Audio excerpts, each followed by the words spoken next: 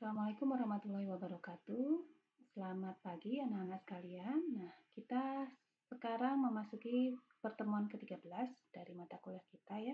Pada pertemuan ke-13 ini kita akan membahas mengenai pertolongan pertama pada kecelakaan, di mana kecelakaan itu bisa saja terjadi walaupun kita sudah meminimalisir risiko yang terjadi.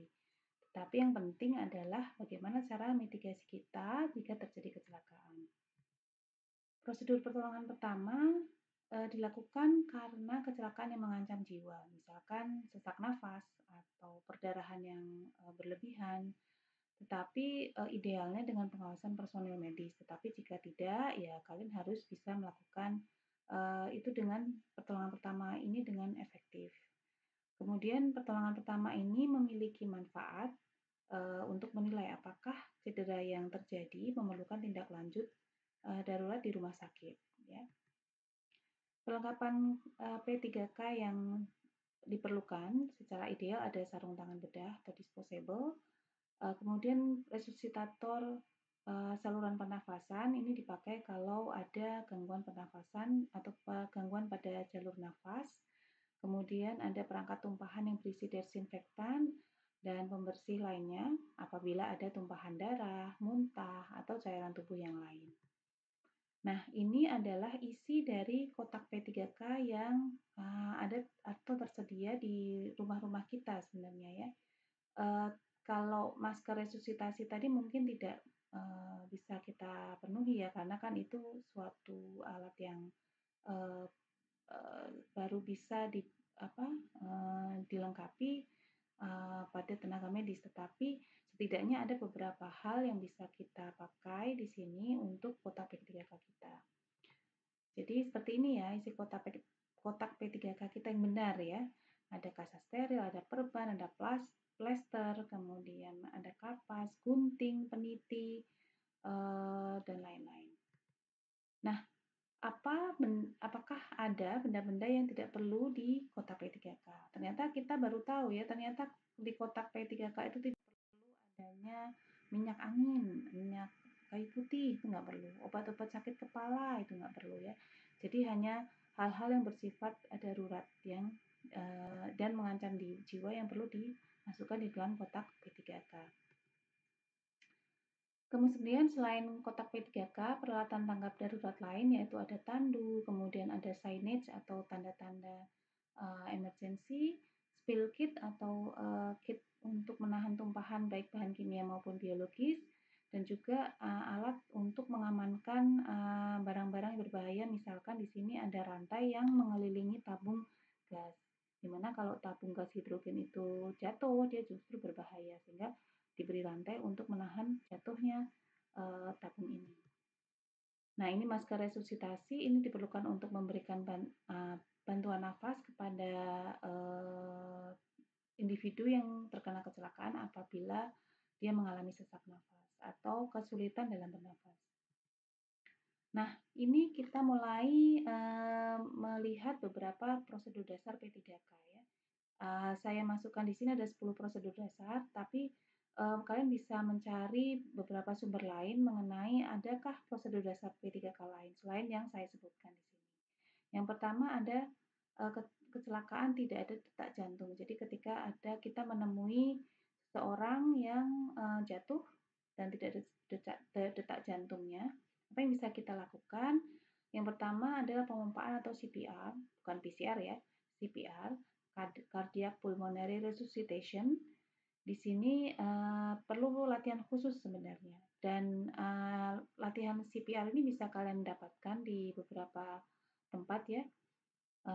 Dan kalau sudah lulus, kalian akan mendapatkan sertifikat. Jadi yang boleh melakukan CPR sebenarnya adalah orang yang terlatih dan bersertifikat.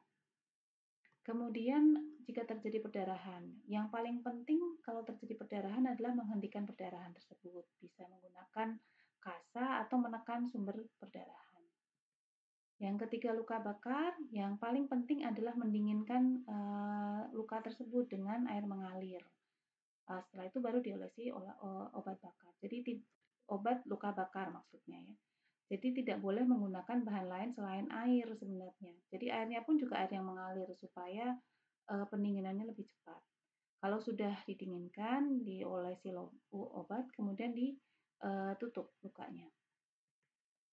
Kemudian apabila melepuh, terjadi melepuh ya pada individu lain, kalau kecil kita bisa biarkan saja, tetapi kalau besar dan mengganggu, bisa kita tusuk dengan jarum yang steril, kemudian dikeluarkan cairannya dan dioleskan antibiotik, salep antibiotik.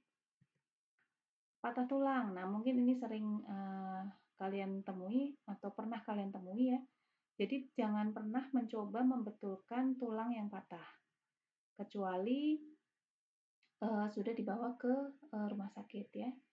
Kemudian harus diberikan padding atau diberikan suatu bahan untuk menahan supaya tulang yang patah tadi tidak banyak bergerak ya.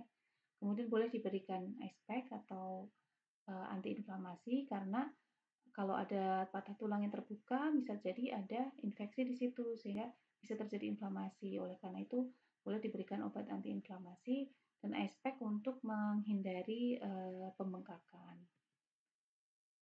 Kemudian, nah ini mungkin sering dialami oleh orang anak-anak atau kalian yang pernah bermain sepak bola misalkan. Nah ini kalau terjadi rusak ligamen sendi tentu saja sama dengan yang patah tulang tadi ya. Jangan pernah mencoba membetulkannya sendiri, tetapi yang bisa kita lakukan adalah menahan supaya sendi yang ligamennya robek itu jangan terlalu banyak bergerak sehingga kita bisa memberikan padding. Kemudian juga memberikan ice pack dan antiinflamasi.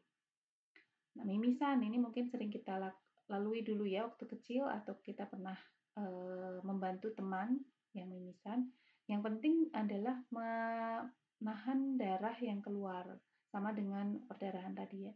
Jadi bisa mendongakkan kepala atau bisa menekan nose bridge atau di tulang hidung ya supaya perdarahan berhenti. Kemudian istirahat, tidak boleh melakukan aktivitas dulu sebelum darahnya berhenti.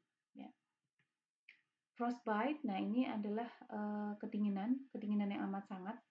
Biasanya ujung-ujung alat gerak itu membeku.